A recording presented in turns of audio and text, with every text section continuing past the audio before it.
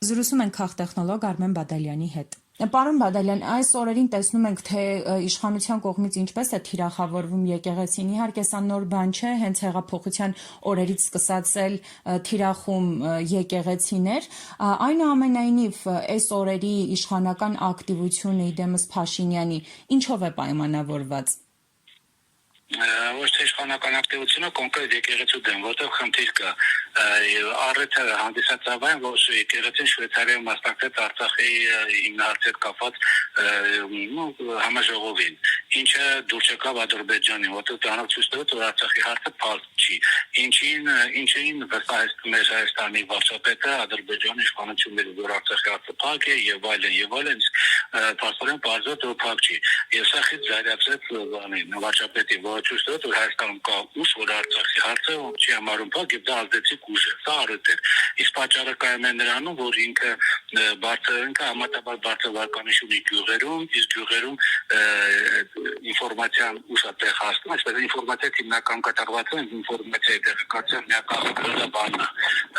մեկ հեռուստաընկերությունն է, իսկ եկեղեցին իր քահանական ցանցերի միջոցով եւ չկա ոչ մի երաշխիք, որ մյուս տարենտրություններին քահանական այդ խումբը վարչապետի, ասենք, բանը դեմ չի աշխատի, ասենք, դրա դեմ քարոզություն չի անի անուղակի ձևով, ինչը կնվազեցնի վարչապետի ուրեմն ազդեցությունը։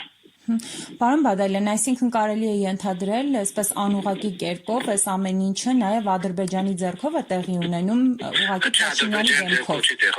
Ադրբեջանի ձեռքով չի, Հայաստանի իշխանությունների ձեռքով է տեղի ունենում, ուղղակի Ադրբեջանը Հայաստանի իշխանություններից հետխաղացան պայմանագիր չի կնքում հենց նրա համար, որովհետև Արցախի հարցը փակ չի, վստահ չի, որ Հայաստանում Արցախի հարցը բոլորը փակել են։ Իսկ խաղացան պայմանագիրը խիստ պետք է իշխանություններին, դրա համար իրենք Շվեյցարիայում տեղ ունեցած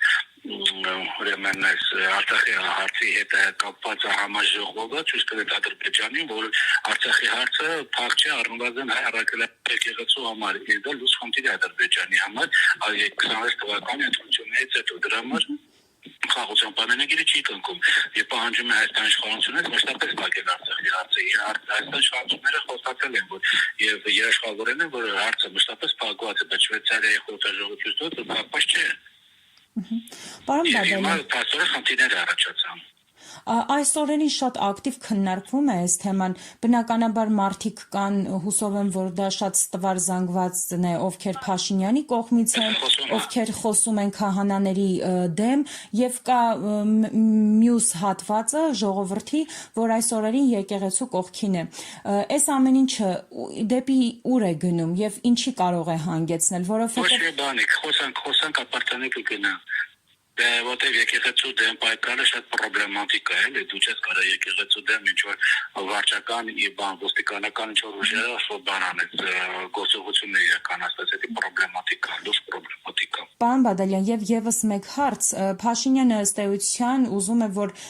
պետությունը իր դեմքով բնականաբար մտնի եկեղեցի։ Այս քայլերը նաեւ դրան է։ Համադրությամբ եկեղեցի պետությունից անջատված է։ Բայց մենք ինչպես տեսնում ենք, բազմիցս սահմանադրությունը չի կարող սահմանադրություն չես կարաս օրենք ընդունես, գնաս սահմանադրական դատարան, եթե սահմանադրական դատարանը դա անգամ իր համասի սահմանադրություն համապատասխանում է, կուղարկեն Վենետիկի հանձնաժողով։ Վենետիկի հանձնաժողովը միանգամից կասի քո բոլոր օրենքները իրավականություն չունեն, որովհետև խախտում են սահմանադրության բանը, դա ինչ կետը, համապատասխան կետը, որի եկեղեցի պետություն իրենից տարածված է։